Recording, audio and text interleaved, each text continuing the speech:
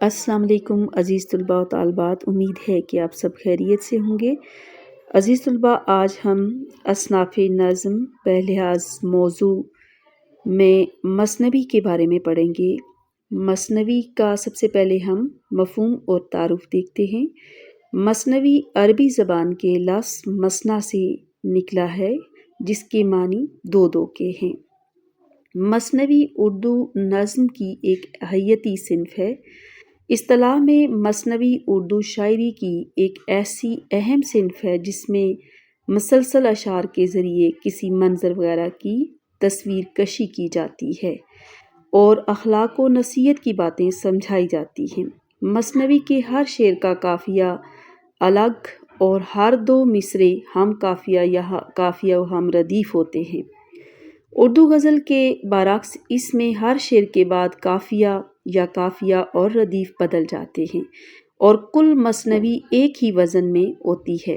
اس صنف میں عام طور پر طویل داستانیں یا قصے بیان کیے جاتے ہیں اور اس میں پریوں کے خیالی واقعات، بادشاہوں اور شہزادیوں کی محبت اور نفرت کے قصے، جادوئی چیزوں اور عجیب و غریب جانوروں وغیرہ کی تلاش بیان کی جاتی ہے۔ اس لیے اس کے اشعار کی کوئی خاص تعداد مقرر نہیں ہے۔ فارسی میں مثنوی کی صنف سے بڑے بڑے مقاصد حاصل کیے گئے ہیں۔ مثنوی مولانا روم فارسی میں قرآن کا درجہ رکھتی ہے اور اسی طرح اس صنف سخن کے سلسلے میں جو شہرت میر حسن کی مثنوی سحر البیان اور دیا شنکر نسیم کی مثنوی گلزار نسیم کو حاصل ہے، وہ دوسروں کے حصے میں کم آئی ہے۔ ان کے علاوہ نواب مرزا شوق کی دیگر مثنویاں بھی اردو شاعری کا بڑا سرمایہ سمجھی جاتی ہیں۔ مولانا حالی کے خیال میں مثنوی تمام اصناف سخن میں سب سے کارآمد صنف سخن ہے۔ اس سلسلے میں ان کی مثنویاں مناجات بیوہ، پرکھا، نشاط امید وغیرہ اردو شاعری ادب کے سرمایے میں اضافہ کرتی ہیں۔ مثنوی کی افادیت کے پیش نظر علامہ اقبال نے بھی سب سے زیادہ اسی صنف کو استعمال کیا۔ اقبال کی مشہور نظم ساقی نامہ کو بھی ان کی شاعری کا محصل کہا جاتا ہے، جو مثنوی کی حیت میں ہے۔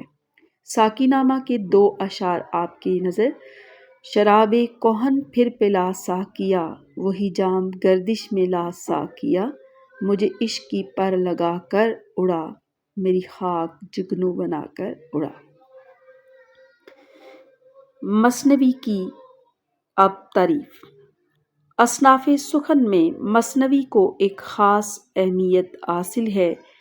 طویل بات یا قصہ نگاری کو اگر نظم کیا جائے تو اسے مثنوی کہتے ہیں۔